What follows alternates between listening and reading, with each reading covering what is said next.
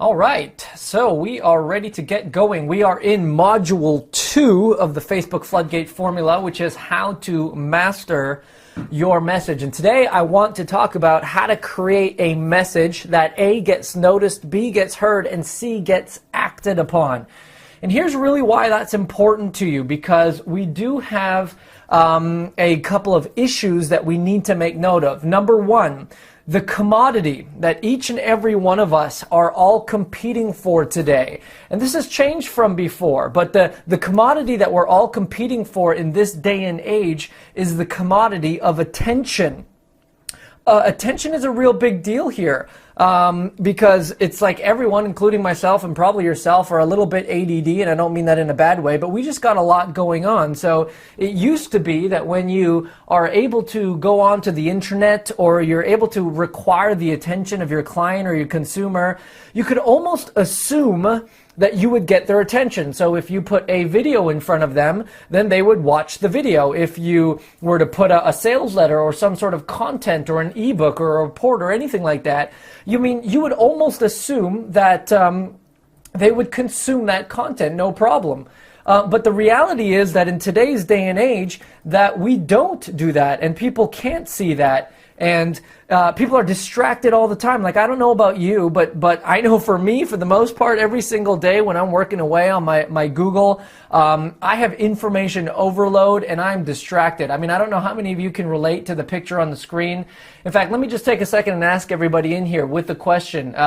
Go ahead and answer that in the question box there. How many people on a day-to-day while you're going ahead and doing your work can relate to the guy on the screen there? Or maybe even more specifically, your Google browser tabs look a little something like this. You have 1, 2, 3, 10, 15, or maybe even 20 browser tabs open. We have all this stuff going on, and now imagine your consumer and your client and your potential, the person you're trying to potentially reach there. I mean, back in the day, it was almost like attention was assumed, so you could spend your time and energy on persuading them or teaching them or influencing them, before taking an action. But now, if you are in the mindset that you would assume that people would just automatically are paying attention to you and they're consuming your content as you throw it out there, you are grossly mistaken, because today's day and age, if you're trying to influence and persuade and teach before trying to capture someone's attention, you will soon come to realize that there is nobody out there listening to you. Now, you combine that with the fact that people are distracted, right? So people are distracted, people have all sorts of things going on, and you combine that with the fact that there is more and more noise in the marketplace right now. So as a result of these two things, it is harder and harder to stand out. I mean, the marketing messages that people are getting and they're being bombarded with on a regular basis are incredible. In fact, I just recently read a stat earlier today that says we have gone from being exposed to about 500 ads a day back in the 1970s to as many as 5,000 a day today. I mean, that's a pretty incredible stat, that as we're going through our social media channels, as we have email, as we're logging onto Gmail, as we're going through our days and watching TV and driving down the street, I mean, we are exposed to over 5,000 different advertisements. So it is an extremely noisy world out there. And the reality is that our message is not getting noticed. It is not getting heard. And obviously then it's not getting acted upon. So it is then vitally important here that after you understand the market, which is what we talked about last week, and if you missed that, I highly encourage you to watch Module 1 on market. But it is vitally important that after you understand your market, the message that you broadcast to that marketplace will either put you into a category of one and allow you to stand out, or it'll just blend in with all the noise that is already out there. And here are some of the issues or the risks that are at play if you don't understand what we're going to talk about today. Risk number one is that you are just noise. It is just white noise. I mean, I don't know about you, but have you ever kind of like driven your car somewhere, and you know, your window is down and the radio is on, but the window's open, and it's kind of like just background noise. You can't really hear what that song is on the radio, but you know that it's kind of playing in the background. In reality, that's what most of our messaging is like right now. If we don't fully understand what we're going to talk about today, your message is just like white noise that is going out to the marketplace. Also, the second risk you face if you don't understand this is, number two, you won't get heard, right? Now think about that. If what we're throwing out there is just white noise to the marketplace, if it's just blending in with all the other noise, obviously then your message and your what you're trying to reach out to your people with is simply not going to get heard. People are going to continue to ignore what you're trying to say, and the reality is it's not even at their own fault per se. It's just that we all have limited bandwidth. We all have a limitation of how much we can listen to on any given day, or how much we can read, or how much we can respond to. And so if we're not understanding the importance of a powerful message that gets heard and noticed and then taken action upon, our stuff is just not going to be heard, which takes us to number three, and probably the worst part about it is then we get no momentum. Right? In our business, we never build any momentum because, listen, you can have an amazing business, and I'm sure everybody on this training call today has an amazing business, and you can have a great service with the ability to help tons and tons of people. But essentially, it's like running on a hamster wheel if you're not getting your message heard, because you can never build that momentum needed to push that business forward and to get the traction that you're essentially working for. So all this to sum up is that if you don't understand this message thing that we're talking about today, your business, it's going to be a lot of hard work. Just like this little ant who's trying to push the ball. It's going to be a lot of hard work. Now, on the flip side, if you do manage to understand this, and if you do manage to really pick up what it is that we're talking about today, in contrary, you have a couple things that will go for you. Number one, it'll be like you will be music to your customers' ears. You know when you're just kind of in the car, just like I was explaining, but your jam comes on, like your song comes on, and it just like catches your attention, and so what do? You turn it up and you start singing along. And that's what people are like, or what people should be like, when they hear your message. It's almost like they could be going through their social media, or they could be going through their email, and then they see an email from you and they perk up because it's like, oh, I want to hear that. I want to see what's going on. I want to see what they have to say. So your message will be like music to their ears. Now, if your message will be like music to their ears, people will start to pay attention, right? When you have your message dialed in, and it's speaking to the hearts and the minds and the souls of your marketplace, then what happens is it begins to resonate with your market. And when they begin to resonate, what they'll do is they'll start to drop what it is that they're doing and start to pay attention every time you share your message. And that's really what we're looking for here. And then the third and the most popular, or the best benefit from all this, is if that A, people are going to, you'll be music in people's ears, B, people start to pay attention, then C, obviously you'll start to gain traction, right? Because when people start listening, you gain traction in your marketplace, your message gets heard, people start to take the actions that you want them to take, and all of this really results in what I would say easy growth. So rather than trying to struggle all the time in your business, and rather than always trying to struggle to get your message out there and get people to hear, instead what will happen is that you'll just, people will be listening, people will be chiming in, people will hear your messages, and then they'll take the actions that you want to hear. So just before we move on there, let me just kind of throw it out there and ask, like, what is the greatest thing that you want to happen when you really understand your message and it gets out there in a good way? What is the number one takeaway, or what is the number one thing that you want to happen in your business or your organization if people can just get a hold of your message? And so that's essentially what we're talking about here, and that's why it's so important. So I want you to keep that in the front of your mind as we're going through what we're talking about here today. So just as an example here, this is my buddy. He's a client of mine. His name is Chris. I told you about him before. Now, he owns his own gym. It's a small kind of these boutique like performance gyms that you see happening all around now. And he does really well having his gym business. But there was an itch inside of him to want to reach out to other gym owners. And he had this really great ability to teach other gym owners how they could build their business and how they can do things, great things in their business. So In doing this, he realized that he was trying to reach these people, but he wasn't really making ground, right? Like he was trying to teach people how to grow their business, but people weren't really paying attention to what he had to say. And there was all these distractions, and there was a lot of other people in the marketplace who were teaching other gym owners or personal trainers how to build their business. But he identified, and this goes back to last week in the market, he identified a hole in the marketplace. And he realized that there was a lot of people out there teaching people how to get new clients, but very few people who were teaching them how to keep clients. And so he created a program, and he created messaging around that program. And like you might remember, he called it the tribal retention system.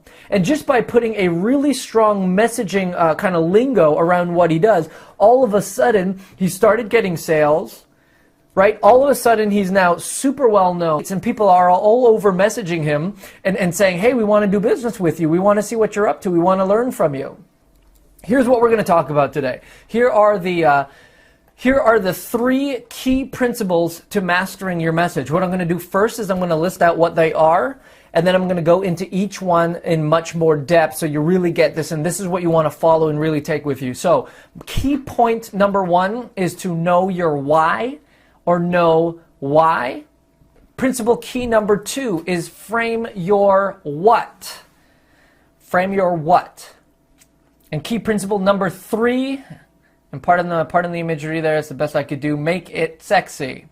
In this training, right, I'm not specifically going to talk about how to find your message, because there are some great and marvelous trainings out there that will show you how to find your message and train you how to like locate the message that's inside of you. So that's not necessarily what we want to talk about today. What I do want to talk about in this particular training and dedicate it more to this idea of once you have your message, how can we make it appealing in such a way that it stands out and it begins to attract the right type of clients to you? So let's start with this. Know why. Your message is essentially made up of 2 underlying components. Component number 1 is your why, and component number 2 is your what. So again, your message is made up of 2 components. Component number 1 is the why. Component number 2 is the what. Now, most people, when they're thinking about their message and their business and their organizations, they start with the quote-unquote what. So they're asking, well, what is it that I do? And then they'll answer that and say, well, this is my message. So I'm a financial advisor, or I run such and such, or I'm a coach for this. And they think that is my message. But I'm going to suggest to you today that more important than the what is the actual why behind your message. Now, let me explain what I mean. In a noisy world, and especially in the markets that you are currently in, it's almost like everybody's an expert out there. I mean, everybody's almost saying, well, I'm a health coach, or I coach with this, or I teach and speak on this, or I'm a guru in that. And so in this noisy world, it's like everyone is an expert. And so if everyone's an expert, you can't be just saying the same thing that everybody else is saying. Is that true? I mean, you can't just go out there and say, well, I'm saying this and so is saying the exact same thing, because you're not going to stand out. Now, beyond that, we also need to realize why people choose to do business with one particular organization, or let's just bring this home. Why is it that people choose to do business with you versus not doing business with you? And although there are a bunch of, reasons around that, I'm going to propose to you that one of the main reasons why people will do business with you is based on this thing that I call resonance, or this idea that you resonate with a certain quote-unquote energy, if you will. You resonate with a particular person, and you put out a certain frequency, if you will, and the people who are lined up with that frequency, the people who are lined up with that energy, are the ones who are attracted and drawn to you and what you do, and so end up choosing to do business with you. I mean, think about it. There are many, many, many people out there who teach the same thing that you are interested in, yes? And yet, why do you specifically feel like working with some of them over others? I mean, have you ever thought about why that is? There's a lot of people out there who teach the same stuff. And yet, we as human beings choose to work with one person over the other person. Why is that? Or let me ask it another way. I mean, have you ever been in a situation where you're either reading a book or you're in a meeting or you're at a conference or something like that, and the content is amazing? I mean, the information is just fantastic and it's totally applicable and it makes total sense. And then the other person then makes an offer to you to work with them even further, and it's exactly what you want and it's exactly what you need, and yet you respond with something like, well, it just doesn't feel right. And that's what I'm calling resonance. And here's why. Here's my explanation of why that's happening. Because people in today's day and age, more than ever in fact, are being led by their feelings. In fact, that was always the case. I mean, we just didn't even know about it, but that was always the case. From the dawn of man, people were always led by their feelings, and now we just have the science to prove it. And so the old saying goes that we always transact, or we always purchase, or we always take an action based on feeling or emotion, and then we later justify that action or that transaction or that purchase based on logic. But the actual mover or the actual shaker that causes us to take action is feeling or emotion. And there, in fact, science has shown us now that there are even specific parts of the brain that respond to different stimuli. And we may talk about that in just a second, but this is the feeling that we're talking about. Our brain is connected, and there's a part of it that responds to feeling or to resonance and to what I would call our why. In other words, people don't buy what you do, they buy why you do it. I'll say that one more time. People don't buy what you do, more so they buy why you do it. So the why part of the message is essentially the energy, if you will, behind it. I mean, picture your message as a magnet, or like antennas that are going out from what you do. And this message is putting out frequencies out there. It's drawing and it's polarizing, and it's either pulling and attracting or pushing away. And see, in the reality is, in today's world, I mean, you can't just have a good product or a service, because everybody else out there has a good product and a good service. The question is, what separates the good companies from the great companies? And I'm assuming everybody on this training wants to have a great company. So what separates the good companies from the great companies? Or think about this. Why does Apple year after year after year have the greatest innovations? I mean, if you think about it, I mean, after all, they have access to the same pool of talent, right? The same amount of people on the planet. They have the same agencies that they can reach out to, the same consultants, the same media. Yet why is it that they seem to be so far ahead of everybody else in their industry? Or let me ask it this way. Why did Martin Luther King Jr. lead the civil rights movement? I mean, surely he wasn't the only guy who suffered in a pre-civil rights era, and he certainly wasn't the only great orator of the day, so why him? Or even maybe like more of a modern situation, why do companies like Uber or Airbnb not only dominate their markets, but they've literally upset and overthrown the entire industry that has been in there for places for ages? I mean, the taxis are being wiped out by Uber, and hotels, at least mid-level and low-level hotels, are being wiped out by Airbnb. So think about that. Why is that happening? See, all of the great organizations in the world, and this is my opinion, but in my opinion, all of the great organizations in the world, they all think, they all act, and they all communicate in the exact same way. And it's usually the opposite of everybody else. Now, Simon Sinek calls it the golden circles, and this is what it looks like. In the middle is a why, the next layer out from that is the how, and the layer out from that is the what. Now, if you're looking at it from this perspective, it's like every organization out there knows what they do, the outer circle, right? You can talk to a car dealership and they say, well, we sell cars. Or you can talk to someone else and they say, well, I'm a financial planner, or I'm a self-love coach, or I help people do X, Y, Z. Like, everybody knows what they do. Now, some people know in the middle circle how they do it, right? And we would call this your unique selling proposition, if you will, or your differentiation. And so someone might say, well, we focus on innovative design. Or they say, or someone else can say, well, I have a proven 5-step formula to do X, Y, Z, and et cetera, et cetera. But very few people actually know why they do it, the center circle. I mean, think about it. Why does your business exist? And why should I and why should we and why should the marketplace care?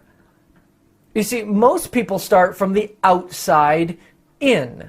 But the companies that make the biggest difference, the companies with a loyal following, the companies that get heard, and the companies who make the greatest waves in their industry are the companies who start from the inside out. Let me give you an example of this. And let's just use Apple as an example, Apple the company, because, I mean, everyone kind of understands them and gets them, and hopefully this will make sense to you. If they were like everybody else, a marketing message might sound like this from them. Their what would be, well, we make great computers. Moving inwards, the how would be, well, they are beautifully designed, easy to use, and user-friendly. Would you like to buy one? I mean, that's how they could be if they operated from the outside in. And that's how most people communicate, right? They start with what they do. I'm a financial planner. Or and then they say, well, and then I have great customer service, or we have fast processing times, or we teach this, this, and this. Or someone might say, well, here's a new car, right? That's the what. We have great gas mileages, and and our car has leather seats. That's the how. Would you like to buy our new car? But that's not how Apple communicates, is it? In fact, how does Apple communicate? Apple starts from the inside and moves to the outside. In fact, here's Apple's why from Steve Jobs. He says, here's to the crazy ones, the misfits, the rebels, the troublemakers, the round pegs in square holes, the ones who see things differently, who are not fond of rules. They have no respect for the status quo. You can quote them, disagree with them, glorify them, vilify them. About the only thing you can't do is ignore them because they change things. They push the human race forward. And while they may not seem as the crazy ones, we see genius. Because the only people who are crazy enough to think that they can change the world are the ones who do. And then moving beyond that, that's their why. What is their how? Their how is, well, yeah, our computers are beautifully designed, easy to use, and user-friendly. And the what is, well, we make great computers. Would you like to buy one? I mean, how powerful is that? Right? How powerful is your why? Do you see that? In fact, go ahead in the question and answer box there and just let me know if you're getting this, if you're seeing how powerful the why statement is, and why starting from the inside out is much more powerful than starting from the outside in. Now think about this. Remember technically here that Apple, in essence, is really just technically a computer company. But why do they do so well? It's because they speak lifestyle, and their products are just an extension of their core belief. That's their why. Now, when it comes to why, you can have two types of why. The first kind of why is a deeper meaning why. And this is why companies, for example, like Tom Shoes does so well. Because the whole story behind Tom Shoes is that for every pair of shoes you buy with Tom's, they will donate a pair of shoes to someone in a third world country or somebody who needs shoes. And that's a pretty powerful why. And Tom Shoes has built an incredible, huge, mega brand because they've realized that they want to help change the world with shoes. So every shoe you buy, they'll donate a pair of shoes. And that's a pretty good why. And it's done some great things for their business. But what's even more powerful than that type of why, and it's what someone had mentioned in the question and answer box there, what's even more powerful is the why that drives your actual customer. Right? Now think about this. Why do people drive a Ferrari? I mean, think about that. Is it because they just want 4 wheels and some air conditioning to take them to work? Is it because they don't like taking the bus and they just figure, well, a Ferrari would be a nice way to get to work? Absolutely not. I mean, people don't buy Ferraris because they want a car. People buy Ferraris because they want status. They want self-expression. Everyone who drives a Ferrari is not doing it for the car. They're doing it for how it makes them feel. They're doing it for the position that they feel like it excels them into their peer group. It's a self-confidence thing. I mean, when you talk to people who actually own Ferraris, they say Ferraris aren't actually even great cars. Performance-wise, there's a lot better cars out there. But people don't buy Ferraris for the sake of having a car. Or think about it this way. Why do people pitch tents and wait overnight outside of an Apple store on the release of a new iPhone, right? I mean, if they just waited for 2 more weeks, they could walk into a store at any mall at any time and they would not have to wait and they could pick up their phone. But instead, what do? They pitch tents and they sleep outside overnight just so they can have first dibs at the iPhone. Why do they do that? It's a status thing. Those people want to be first. And now, once you start tapping into this their why, things can start to change. You see, what's even more powerful than why you do what you do is tapping into the why of your clients. And this comes back to the market match that we talked about last week. It's what drives them, right? What are their fears? What are their frustrations? What are their wants? What are their desires? What drives them? What is your customers or your clients' why? Because when you can communicate with that part of them, with the why part of them, with your message, people will begin to flock to you. So even put a little bit better, I might say it this way. People don't buy what you have, they buy why they want it. I'll say that one more time. People don't buy what you have, instead they buy why they want it. Now I'm sure most of the people on this training are familiar with Uber. Right? Uber, the ride-share company. Now, I don't know if you've seen their website recently, but I just went for the sake of this training, and I pulled a couple of images, and I just want you to see this. This is coming from a ride-sharing company's website, right? The first image says, moving people. Tap a button, get picked up in minutes. Not too bad. And look at the type of imagery that they're using there, right? Another image is this. It says, getting more. Time, value, and convenience. You can have it all. And look at the type of imagery again, right?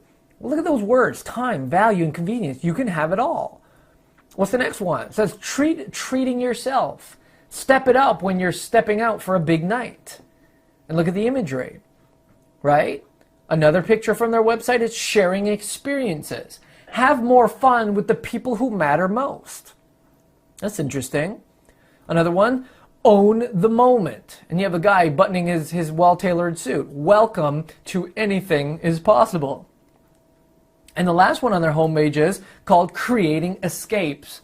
Your shortcut to everywhere is arriving now. Then let me just be very clear about this. This is not a fashion brand. This is not a lifestyle company. Uber is a car company that's essentially selling ride shares. But when you get down to the core of this, Uber is not selling rides, are they? Uber is selling time. Uber is selling lifestyle. They are positioning themselves in such a way that it's like you need to ride Uber if you want the life that you all want to live. You see, and I don't know, I mean, I haven't ridden Uber in a while, and it's like I just want to kind of like order Uber now. I want to go out tonight like with my wife on a date, and rather than driving, why don't we just like order an Uber? See? So people don't remember what you say. Remember people, remember how they feel when you said it. I'll say that one more time because that's worth saying. People don't remember what you say. They remember how they feel when you said it. So that's tapping into the why of your message. Now remember, key principle number 2 is once you know why, next you need to frame your what. Now the what is what you actually do. This is the what part of your message. But here's the truth again, right? The what in and of itself is not enough. And the reason for that is because the what is abundant out there, right? Everybody has options, everybody has whats, and everyone's saying what is probably very similar to yours. And so because everyone has options, we need to, and I like to frame it this way, right? We need to take our ideas and turn them into IP. What is IP? Intellectual property, where we take our ideas and we turn them into frameworks, and we turn them into proprietary systems, and we turn them into things that are mass appeal, right? Because ideas in and of themselves are a dime a dozen. They're one-dimensional. Nobody really takes any great action around an idea. But if you could frame it into an IP, all of a sudden IP takes 3 dimensions. It takes life. It takes the ability to take an idea and put some blood and flesh to it. So here's a couple of examples that I just want to show you, right? Idea versus IP. Idea, someone said, well, yeah, do the hard things first. If you want to accomplish more in your day, well, you do the hard things first. That's a great idea. It hasn't inspired too many amazing people to do great things. And so Brian Tracy came around and he took that idea and he turned it into IP, and he wrote a book called Eat That Frog, right? The 21 Great Ways to Stop Procrastinating and Get More Done in Less Time. Right? There was an idea out there that if you want to get ripped and healthy and have a great body and lose weight and build muscle all at the same time, then the way to do that is with this idea called muscle confusion.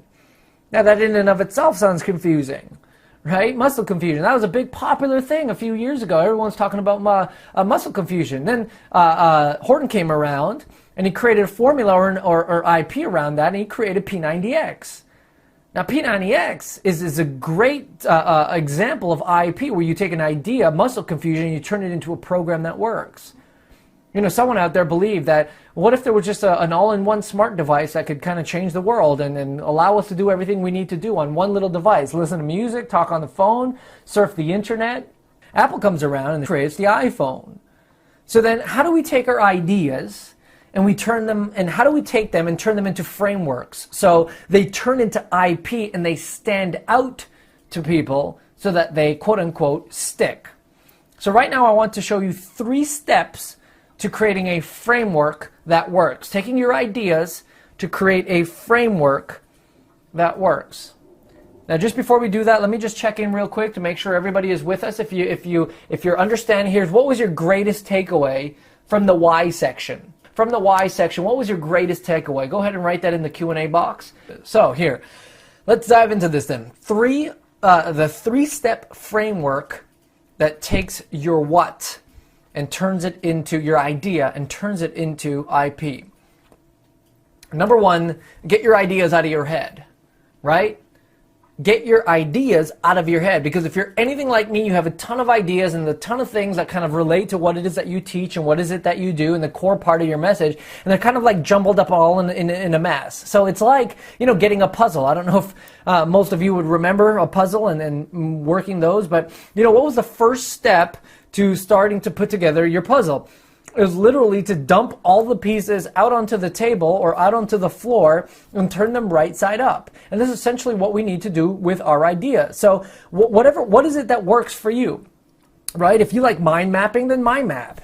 If you like lists personally, right, then just make a list. If you like to draw and sketch out ideas, then go ahead and draw and sketch out ideas. The basic concept is you have all these ideas. The first step to turning it into IP is just getting it all out of your head, putting it onto paper or mind maps or lists or drawings, and just get it all out. Because here's the reality. Some of it will be great. Some of those ideas won't be great, right? Some of them might be main points that you're going to use. Some of them are going to be sub-points, but this is the exact process that I take for even these trainings that we're doing right now, right? I have this idea in my head that I want to teach on, right, how to master your message, and so I do a brain dump first, and I have all these pieces of paper. I write down every idea I possibly can about what I want to cover in this training, and I just dump it all out. So step number 1 is get your ideas out of your head. Step number 2 then is arrange them into chunks, right? So just like the puzzle that we're using in our example here, what do? You first look for the corner pieces, right? So you get the corner pieces and you lay them all out, and that looks good. And then you get all the pieces that look like a car and you kind of put them together. And then you get all the pieces that look like a sky and you start putting those together in a pile. And you just literally start to put together these little piles of different chunks of ideas. Right? So you take these ideas and you start breaking them down. Now in my case, for example, for the training, because I want to show you and be transparent with how I come up with it, right? I start with my 3 main points that we're talking about, which is know why, frame your what, make it sexy, and I kind of start chunking my ideas and thoughts into those 3 main points. I hope you're following so far. And then so once you've gotten it all out of your head, and then step 2, once you start to arrange them into chunks, step 3 then is to create your framework. Now I learned this one from Taki Moore, who's a good friend of mine, who learned this from Matt Church, who's part of Action Coach. I think he's the founder of Action Coach. And he has this thing, a piece of paper called the Pink Sheet. And this is what it looks like. He calls it the Pink Sheet, and I just want to show you how this works. Now, I've rearranged this in the way that I like to use it, but essentially it's all the same, and you can figure out however you want to go. So, starting at the top there, you see 3 kind of boxes on your screen, the top box, the middle box, and the bottom box. Starting on the top box, this is where you essentially put your main point, right? And so you'll see that you have concepts, you'll have meanings, you'll have tactics, you'll have the point or the essence. So once you've kind of taken all of these ideas and you have them into these little chunks, now you want to start breaking them down. And the first thing you want to do is lay out all your main points. Now, then in the middle box, here's where you're going to have your stuff, right? And as you can see in the little brackets there, this is where you'll have stuff that supports your main point. So you'll have stories, You'll have case studies. You'll have statistics, research, examples, processes, maps. In other words, once you make a point, you want to have at least 3 supporting stuffs that can go behind it. So you might have a story, a case study, a statistic. Or you might have an example and a process and a case study. But essentially, you want to start with your point number 1, and then 2, you want to have supporting stuff. And then lastly, you want to show the big picture. This is the bottom part, right? And the big picture is made up of 2 different things. A, it's a metaphor. Right? So just like in this training, as I just mentioned, I said, well, this is kind of like building a puzzle. So that's a metaphor. And then you can build a model like you can see on the left side there. Right? And you've probably seen me draw triangles and boxes and circles. And I'll show you another one in just a second, right? But like start with Y was a circle, it was a model. And what this allows you to do is to get a much deeper understanding, or allows your client or your customer to get a much deeper understanding of your message. So let me kind of walk through this with you very, very quickly, showing you how I did that for this, a portion of this specific training, right? So you start with a point, which is concept, meaning, tactic, point, or essence. You back it up with a few stuffs, if you will, content, stories, case studies, statistics, examples, processes, and steps. And then you end with a big picture, which is either a metaphor or a model. So in this case, right, I'm going to make a point. And my point is your why is the most important part of your message, right? And you heard me say that. The why, that's my point. Your why is the most important part of your message. Then you're going to back it up with some stuff. So in my case, I use stuff like case studies. So I talked about Apple, and I talked about Uber, right? And then I'm going to go and use a metaphor and show you a model of how that works. So, for example, in this case, I used the idea of magnets that draw, or antennas that throw out a frequency. And then I showed you the model of the 3 circles, right? The how, why, and what circles, or the why, how, and what circles more specifically, right? Now think about this. And I actually want you to answer this in the question and answer box here. If I had just come on this training and simply said to you, hey, you need to know the why part of your message if you want it to be effective. The why is an important part of your message. Would that be as effective as how I've broken it down here following the pink sheet? Right. Cool. Okay, so people are getting it, right? I mean, the idea is if I just come out here and make a point and then go away, I'm going to trust you to make the point. But if I just make that point and trust you to believe the point and apply it, that's not going to be nearly as strong as, well, you make the point, you support it with 3 things or 3 things under the stuff category, and then you use a metaphor and a model. This helps to drive it a little bit deeper. Speaking of like a model, I mean, here's one for you now that you've seen me draw before, right? Your message is made up of your why, your what, and then your IP, or IP to make it sexy, right? Your why, your what, your IP. And so this is a great example of a model. So here we go. We're coming to the last key principle here, right? The first one, again, is know why. The second point was frame your what. And for the sake of this example, we're going to say the point number 3 is make it quote unquote sexy. And I'm not talking about sexy as in sex sells, which I mean it does, but that's not what we're talking about. I mean though, if it's really boring and what you're trying to get across to people is boring, nobody's going to pay attention. I give this example all the time where I had one of my clients who's basically going out there and saying, well, I want to teach people how to attract high-paying clients. Well, that's a pretty good idea, and it makes sense, and he had a nice framework around it, and everything was cool. But what do you think is more attractive to the marketplace? A, how to attract more clients, or B, the velvet rope method, quote unquote, a system of irresistible influence to having customers asking to work with you rather than you working with them?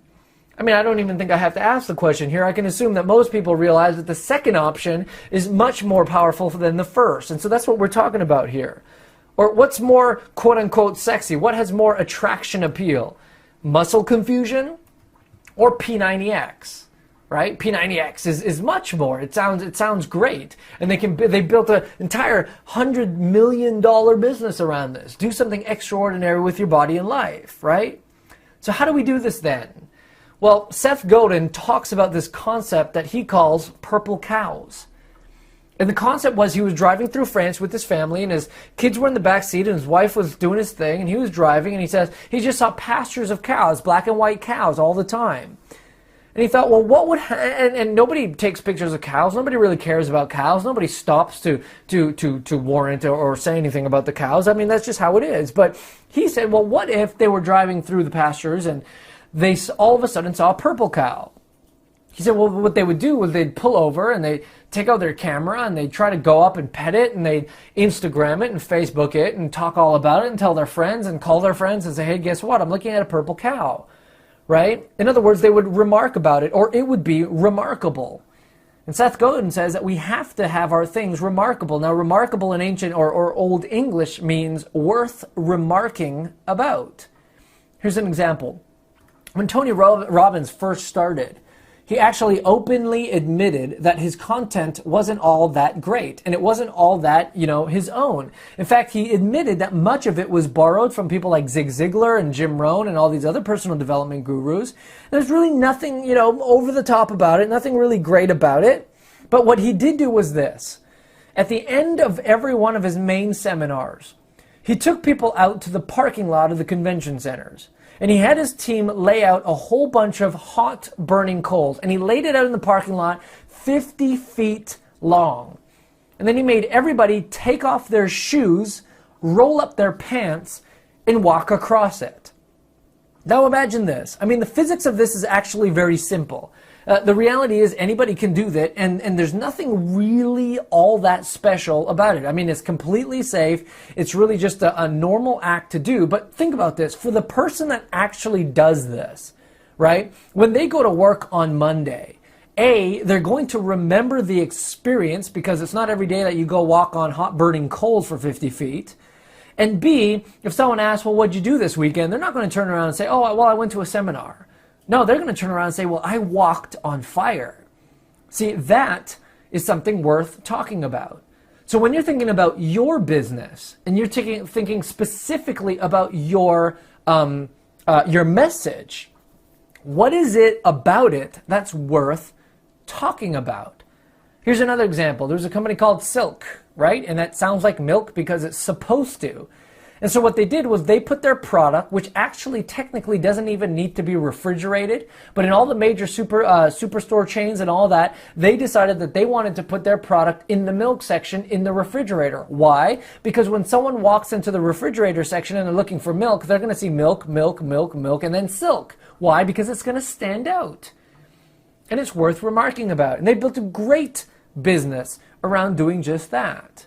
And so the idea then is to find what people really want. Find what people in your marketplace really want and then give it to them. But then give it to them in a way that it stands out. This is 4 steps to really making this whole thing work. Number 1, diagnose the pain. So what is the pain or what is the pain point that your ideal customer or client is going through? Number 2, differentiate your claim, which is what we're talking about with the messaging. So diagnose the pain in your messaging, then differentiate your claim. Number 3, demonstrate the gain. And then 4, deliver to the reptilian brain, or the part of the brain, the emotional part of the brain that takes action based on feelings and emotions. And how do we do that? We do it with the why. So I want to now take this and bring this to the home front here, and I want to provide you with a simple 3-step naming strategy that you can take any one of your concepts or ideas, your whys and your whats, turn them into a framework, and then take that framework that you can use and make it sexy. Because once you know why, and then you've created the what framework around it, turning your ideas into IP, now we just need to name it something that has super high appeal. And we do this by asking 4 questions. Question number 1 is, what is it? Now, for the sake of this example, I'm going to use my friend Chris again with the tribal retention system. I'm going to use him as an example of how we'd come up with this. So question number 1 is, what is it? Now, if we use Chris's example, it would be a program to help personal trainers and gym owners keep or retain their clients, right? That's what it is. It's a program to help personal trainers and gym owners keep or retain their clients. The next question you want to ask is, well, what is the benefit, or what will it do for the ideal client? So in Chris's case, well, it'll make them more profitable. It's easy to do because we're not always looking to try to get new clients, but this is easier to retain clients than to get new clients. C, it builds a community, right? Builds you a tribe, a community. Those are some of the benefits that people walk away with? And then question 3 is, how does it make them feel? Or how does it make your client feel? Well, it makes the client feel in control because their business is not all over the place and they really can control the deal flow and knowing that every month that their customers are going to stay with them. How else does it make them feel confident that their business is growing and staying steady? How does it make them feel? And then question number 4 is, are there any metaphors that you can use to describe what this is? Right? So in Chris's case, again, some of the metaphors we could potentially use is like an army platoon, right? Or a pack, or maybe a tribe. Now, once you've asked these 4 questions, right? Once you've asked, well, what is it? What is the benefit of it? How do you want them to feel? And are there any metaphors that you can use to describe what it is? Now, you basically go through this list and you begin to circle keywords in there. So if I were to do this with this current example, I'd maybe circle something like a confident. I would circle community. I would circle retention. I would circle tribe, right? And then the process from there is actually very easy. The name always has to start with the, right? So in this case, the tribal retention system, your name always has to start with the. Then B, you take 1 or 2 of your circled words and you inject them into the title or into the name. And then C, you always want to end with a thing. And when I say a thing, I mean a technological word. So system or blueprint or planner or builder or assessment or process. And then you literally take all this naming convention, you start with the, you end with a thing, which is a technological word, system, blueprint, planner, builder, assessment, process. And then you take 1 or 2 of the circle words and you put them right in the middle. And then you see what happens, right? You take 2 or 3 spins at this. So in this case, we could have said the community blueprint, right? Okay, well, that sounds all right. Well, the retention planner, right? Now, okay, well, that works. And we kind of kept going at this, and then we came up with the tribal retention system. We threw it around a bit, right? We played around with some of the circle words.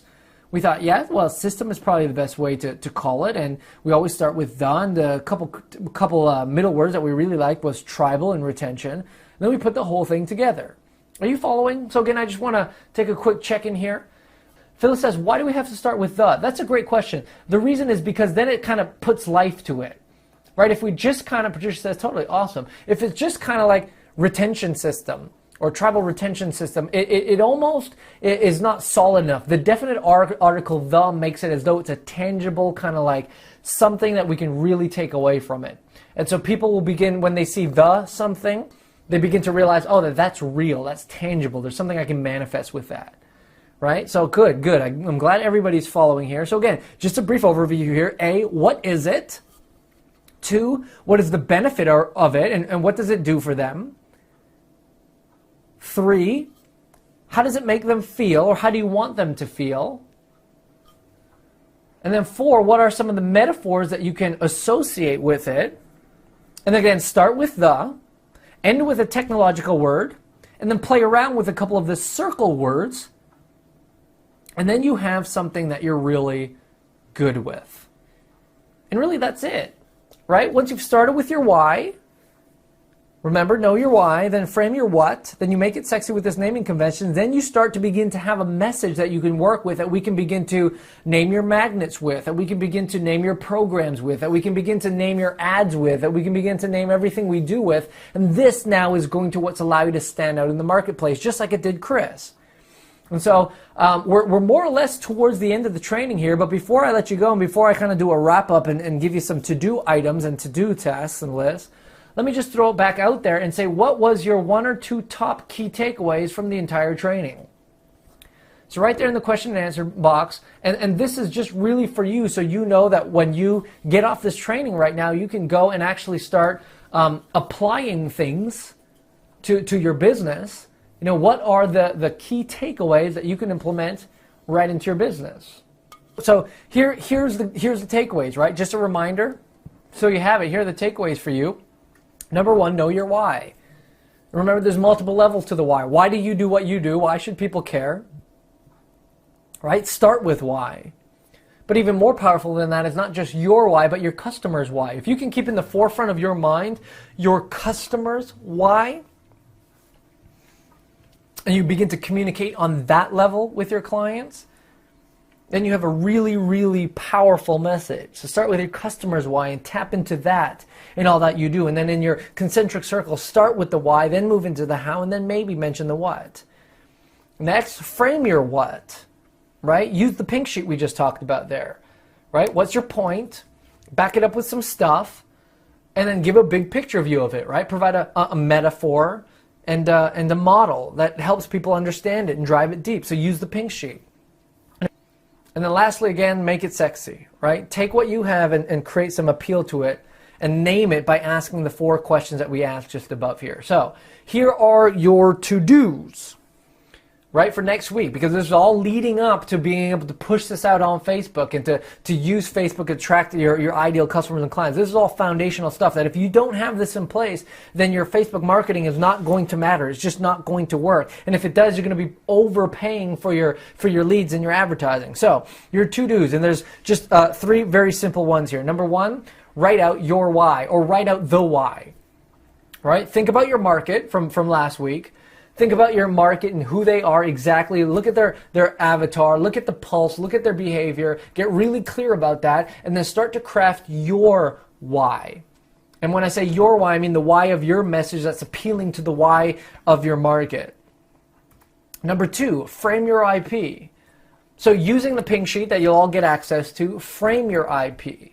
Right? Take that IP and figure out, okay, well, what are my points? Right? How am I going to deliver this content to some people? And maybe it's in a live meeting. Maybe you're speaking from stage. Maybe you already have a module. Maybe you want to develop an online training program. Or maybe it's a service, but you still want to frame your IP so it stands out. So frame your IP using the pink sheet. And thirdly, name your quote-unquote thing. Right? Name your program. Name your magnet. You can even potentially use this to name your business. I mean, you can use this to name just about anything, but begin to think about how you can name your programs, your coaching practice, your businesses, your thing, and using this type of framework.